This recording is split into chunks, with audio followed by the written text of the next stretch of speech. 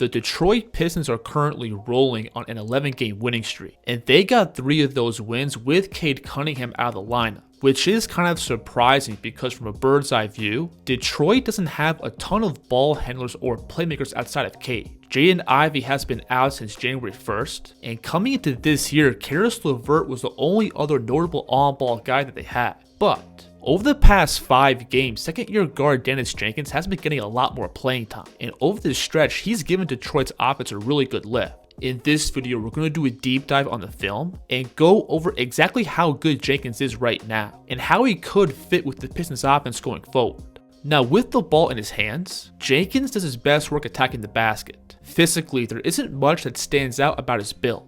He's under 6'4", doesn't have the strongest frame, while not having the quick twitch explosiveness to play above the rim. But the one thing he does have is a really good first step. If the defense steps out to meet him from beyond the 3, he can just put his foot on the gas and dust them with straight line drives. Again, look how both his man and the big defending the screen are extended out to meet him off the dribble. And this is just a left-hand drive all the way to the basket. But then along with these straight line blow-bys, Jenkins also has pretty good footwork and pace with the ball. He's very good at changing his level and speed, while using his feet to pick up ahead of steam. Look how he's going to bring the ball between and skip his feet up. And this gives him the momentum to charge up and explode to the rim.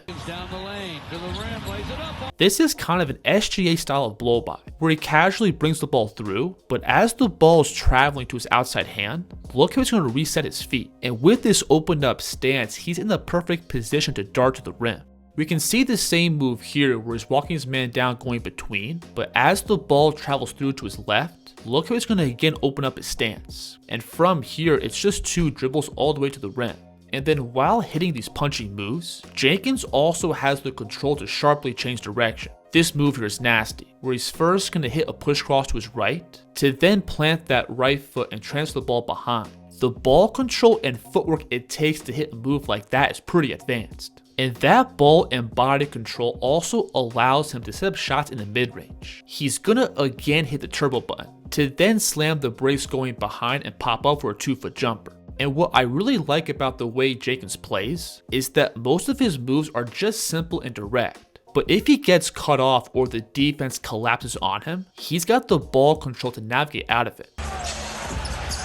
Jenkins. Now, the one negative I do see about Jenkins' attacking game is that in the paint, he does have a hard time finishing around length and dealing with traffic. Again, physically, he doesn't really have elite size or lift, which leads to him kind of jumping up and squeezing the ball through tight finishing windows. And if he tries to use different strides or Euro steps to create angles on the floor, he doesn't really cover a ton of ground or get elevation after he steps. And then all that leads to him having to rush up finishes before the defense collapses. He's gonna again hit that between and burst. And he has to gather and get this inside hand layup through before the weak side can rotate. But sneaking this through while playing at full speed is really tough. Now going forward, I think there are some ways that Jenkins can work around this. First, he's going to really have to use his body to carve out space. As soon as he gets below the arc, if he can initiate contact early, that's going to give him more time and space to find his base and elevate in the lane. Second, he could also mix up the timing on his layups. This inside hand scoop shot is one of his go-tos, but I would like to see more looks like this, where he's initially attacking hard to the basket, but look how he's going to decelerate off that left foot and shoot up for a vertical finish as the defense floats past him. And lastly, I would love to see Jenkins play off 2 feet more. This play is picture perfect, where right off the catch here, he's going to immediately get into Nembhard's body, and he bumps him all the way down into the paint to then gather on 2 and lift up for a finish. So as a paint scorer, I don't think Jenkins has the build to be an Anthony Edwards or Luka Doncic. But if he gets more comfortable using his body, playing with pace and playing off 2 feet, that'll be more than enough for him to hold his own in traffic.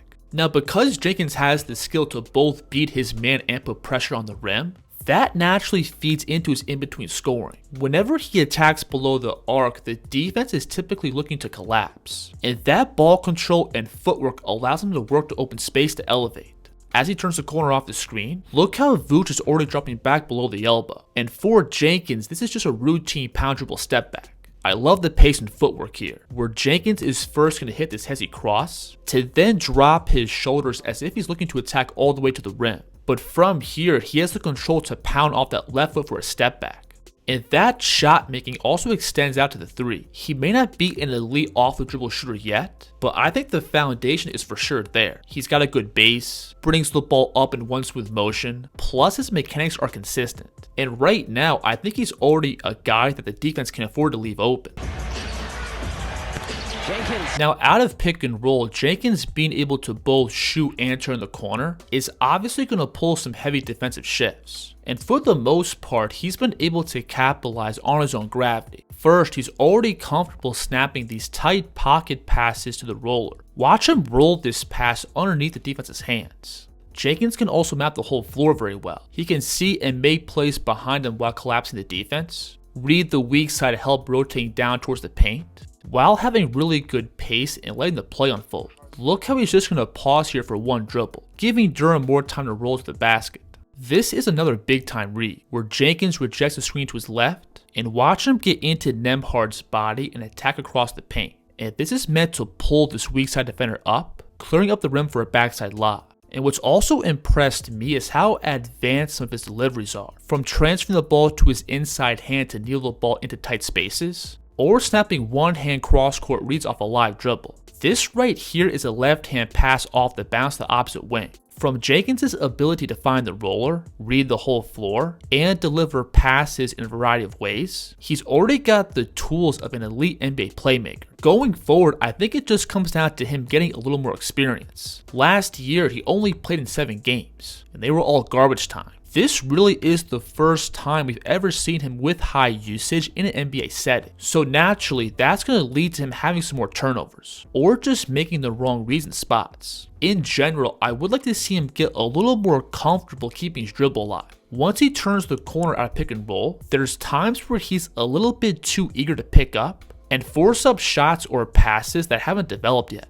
Take this play for example. As he turns the corner off the screen, I would like to see him take one more dribble into this gap. He's either going to have a finish at the rim or some kind of play on the weak side. But him picking up right at the free throw line and elevating for a floater isn't really the best look.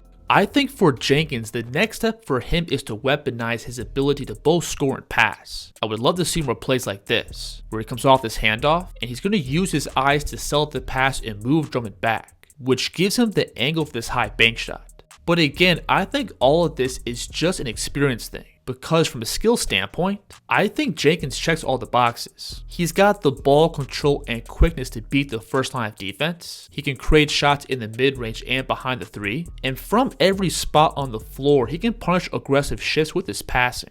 And the thing is with Jenkins, he also provides a big scoring punch off the ball. In the short span, he's shooting exactly 50% on all his catch and shoot threes. And while that number probably isn't going to be this high throughout the season, I still think he could easily shoot in the low 40s if he's getting good overall looks. Again, his mechanics are fluid and consistent, and the gravity of Cade playing out of pick and roll and Duren rolling towards the basket is more than enough for him to get open and in rhythm looks. While spotting up, Jenkins also has a really good feel of spacing and relocating off the ball. As Cade draws 2 here, look how Jenkins from the top of the key is going to shift down towards the ball side wing. Now on this play, as Robinson works off this ball screen at the slot, look how Jenkins is now going to fill up and create another clean look. Your teammate's gonna make the layup.